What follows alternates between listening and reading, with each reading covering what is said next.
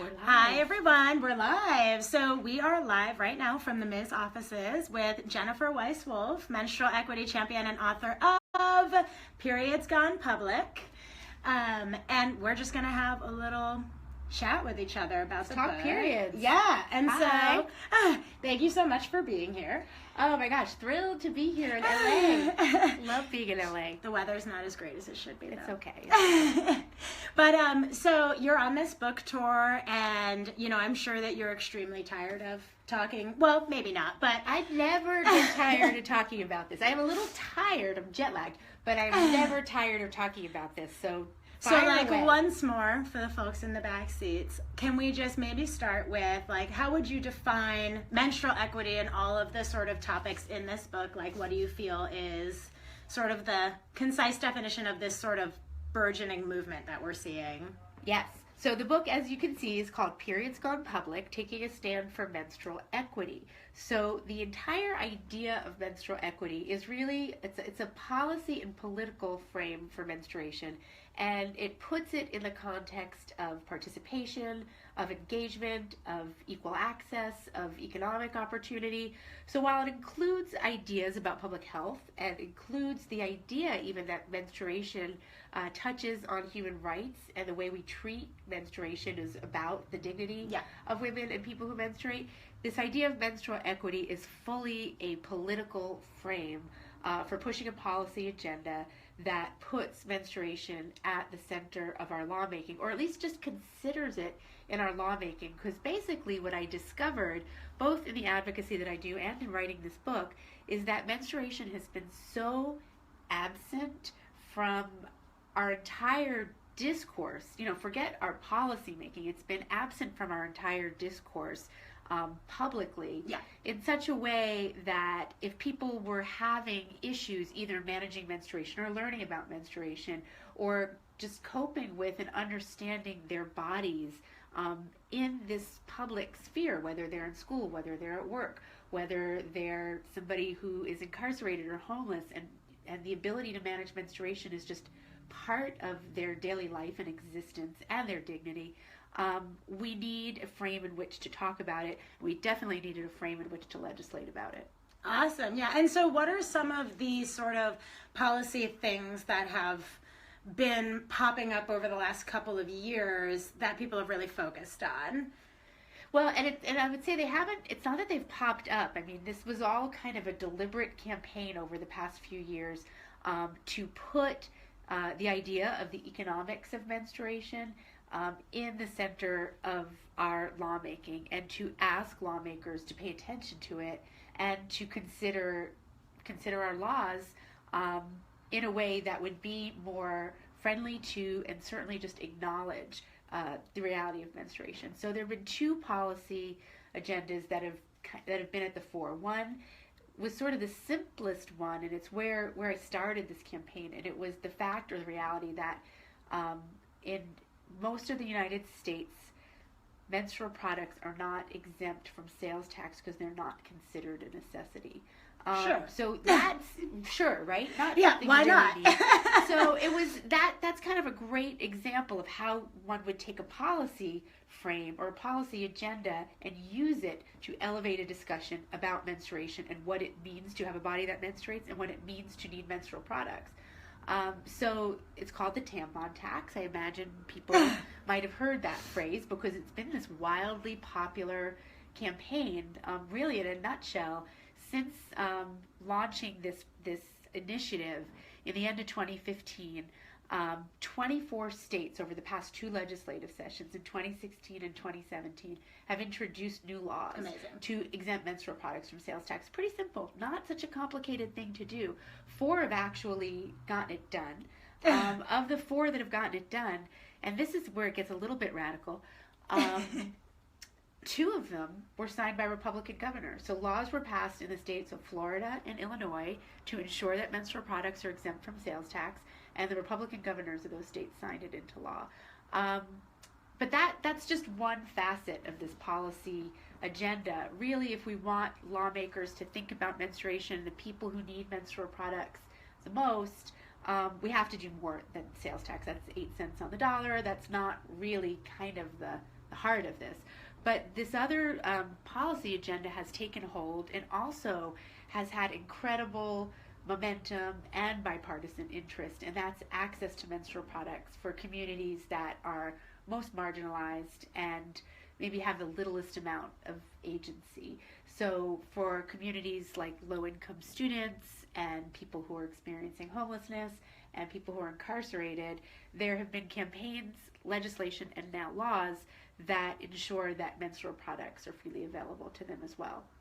Yeah, and I feel like that's something that's interesting about, a lot of the stories in this book and a lot of sort of the advocacy and legal work that we see around menstrual equity is it's so inherently intersectional. Like, it's like, this is a community, like incarcerated women, it's like, why are incarcerated women, paying for menstrual products, and why are the prices so high?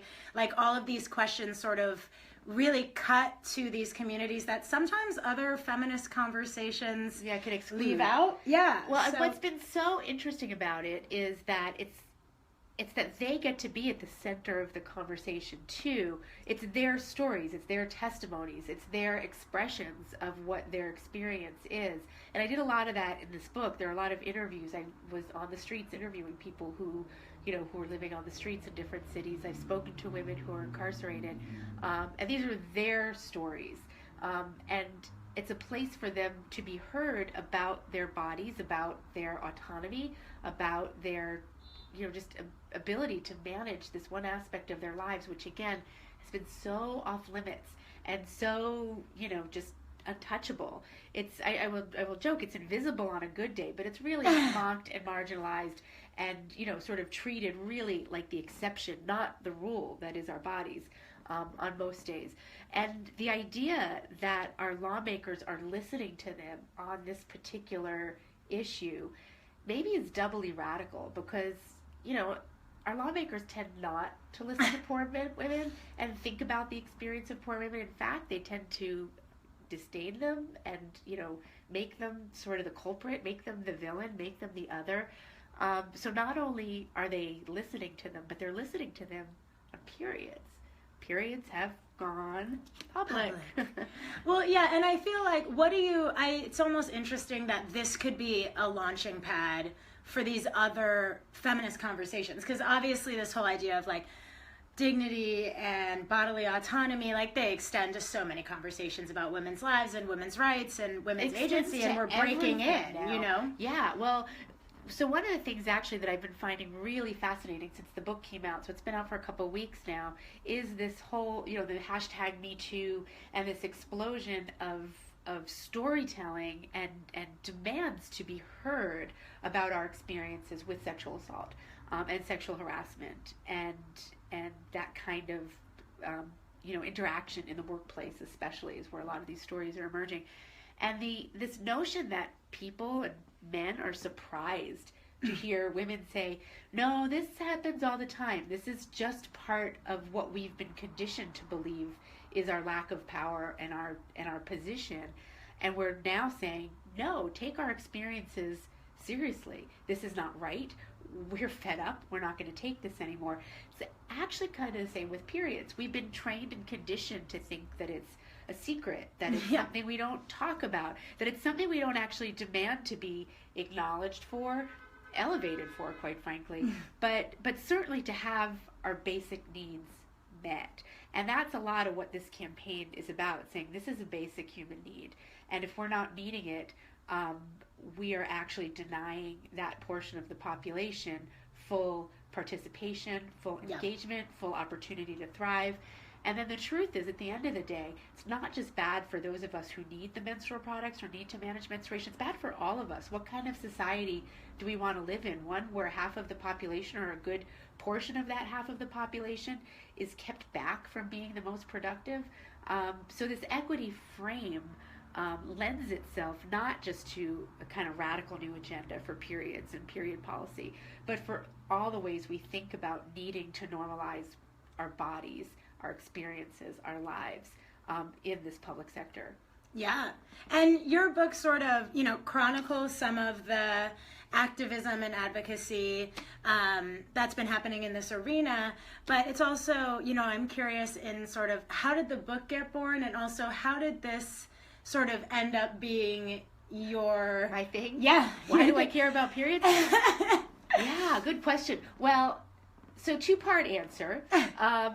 How it got born is a total accident. It was not premeditated. It wasn't something I've been kind of ruminating on for a long time.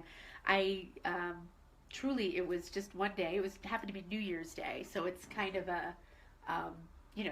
it was a notable moment. It stands out clearly in my memory. It actually stands out for a few reasons. It was New Year's Day. I always do the polar bear swim on New Year's Day, so I like gone swimming in the Atlantic Ocean in Coney Island, Brooklyn. And in fact, that year I had gone dressed up as Wonder Woman. There she is. The idea that actually Wonder Woman is on the cover of the magazine that reviews periods gone public. It's true. Brings this all full circle. In any event, I had gone swimming that day, come home, all this Wonder Woman So you went energy. swimming dressed as Wonder Woman. I did. Okay. I did. Yes. On January 1st, when it was 20 degrees. Yeah. So, anyway, I came home, all this energy. I was posting my pictures on Facebook. And when I was posting the pictures, I saw this flyer in my newsfeed, and it was two kids in my community had started a project, and they called it Girls Helping Girls, period. They're awesome. They're from South Orange, New Jersey. And they were collecting tampons and pads for our community food pantry. And had in this flyer just explained some of the ways that for low-income people, how it could hinder, how lack of access to menstrual products could be a problem for them, and why the food pantry and shelters often didn't have them available for people. It was as simple as that. I heard that and thought, how am I not thinking about this? Why isn't everybody thinking about this? This is not only a solvable problem in and of itself, but this is, as we called it before, sort of a gateway to thinking about why it is our bodies are considered the way they are in our society, in our lawmaking in particular. I'm a lawyer by day, and work for a policy organization, so this is kind of where my brain turns anyway. But so basically from that day on, I've been just kind of nothing but obsessed with how to move this issue and how to move it as a policy matter in particular. There's lots of people who've been doing all kinds of activism, like you said, and that's chronicled in the book. But all of that activity together, their activism, my policy advocacy, led actually a full year to the day after that New Year's Day swim, New Year's Eve 2015. NPR deemed 2015 was the year of the period, based on so much of the activism and storytelling that started to emerge. So I was just continuing to kind of motor along with the policy campaign. That was my agenda. That was my goal. And a book publisher called me and said, "Do you want to write a book about it?" And I thought, this actually really should be a book. Not only should it be a book, but it should be a book that has the words periods and menstrual equity like loud and proud on the cover. Which like it that. is. Which it is. It's pink and it's all kind of pink pussy hat going on. Yes. It's definitely has the feel of a resistance book. That's a lot of how I view this. In fact, while I was writing it this past year, I was in the throes of writing leading up to the election and in the aftermath of the election. And in the aftermath of the election, I have to say, other than being depressed for a lot of reasons. Yeah, it was like a darker time. It was a dark period, quite literally. I thought, who's going to care about this? How is this going to matter when we have this ocean of degradation to ourselves and our being and our bodies and our democracy ahead of us? Yeah. And I thought, oh my gosh, but I still have to write this book. And anyway, I did. Done.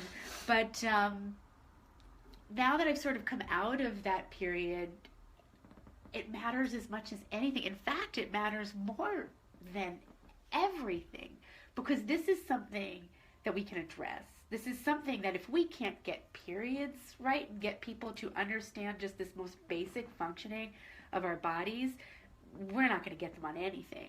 But if we can get them on periods, and we can start to really pull apart all of the biases that we've been saddled with for basically most of all of time, Yeah. this could be a platform for resetting the dialogue. And I think it has, like we said before, bipartisan, Republican governors signing on, Republican lawmakers sponsoring bills. Okay, get this. This summer, the Federal Bureau of Prisons, which is under the auspices of the U.S. Department of Justice, issued a rule that mandates menstrual products be freely available to federal inmates. This is Jeff Sessions' Department of Justice that did this. This is not, some Republican in disguise. This is the real deal. And they're getting it. And maybe they're seeing that this is a place where they don't have to worry about alienating their base. After all, periods are nonpartisan. Periods happen to all of us, or a lot of us. So anyway, here we are, 2017, and this could be the gateway to, or at least one of the gateways into really, again, treating our bodies, our lives, our being with the respect and relevance and importance that I think we're all demanding. #MeToo. Well, and I think every year since the year of the period has still felt like the year of the period. So many We're living in the era of the period now. Forget the year of the period. No, this is it. We've like unlocked the gates here. Yeah. And we've got nowhere to go but forward. This agenda already around menstrual access and menstrual the economics of menstruation through the sales tax issue has picked up so much steam that we'll just, the fight's going to keep going until every state has no longer taxes menstrual products and that access is ensured across the board, from coast to coast. But actually what the book does, which is really exciting too, is it looks at well, I chose 9 of our laws and policy areas to look at, but the charge to readers is to look at every law by which we live and say, okay, if I look at this law and recognize that half of the people who have to live by this law have a body that does this function, could this law do better by them? Does it fully consider it? Did it not consider it because it wasn't on the table, or did it not consider it because nobody was thinking about it or people were afraid to talk about it? Well, we're past that now. Now we've got this opening, this menstrual equity opening, where we could look at any of our laws and say, let's do better. So I do it for nutritional benefits, for healthcare policies, for tax policy, for environmental policy, for education policy, for philanthropy. I think I named 6. There's 9 in there. Anyway, those are the ones that I chose or thinking they were the most ripe. But I sort of challenge readers to do this across the board. Look at every law, look at every rule, look at every circumstance you're in and say, does this do the best it can for menstruating bodies? Awesome. Well, and where do you think, I feel like the tampon tax is very much so, a thing that people are focusing on in many places, and it's taking up a lot of the space. Where do you feel like we move from that? Well, the access bills were definitely the next step after the tampon tax. I think that there's a lot of room right now for workplace policy that could be more friendly to bodies that menstruate. I think that there's a lot we could do with healthcare policy, with sex ed and broad education policy. There's probably stuff we could do with other federal benefits, nutritional benefits. They're a little trickier. They're not really intended to be focused on menstruation, but the truth of the matter is that they're largely used by women, and some of them are exclusively used by women and new mothers. So putting menstruation into the mix shouldn't be such a big heavy lift. But anyway, those are the ideas that I have, and they're spelled out in the book. And well, I was going to say awesome. Thank you. I feel like we'll be wrapping up, but everyone should buy Periods Gone Public at a bookstore near you, and you can read the review of the book. We loved it. Wonder what it is. In the most recent issue of Ms., which is also on newsstands now. Thank you so much. Oh, my pleasure. I love being in You're one of my favorites. And thank you for all you do. Thank you. Thank you for all you do. And thanks for tuning in. Bye. Oh my I think God. we're still on. We are.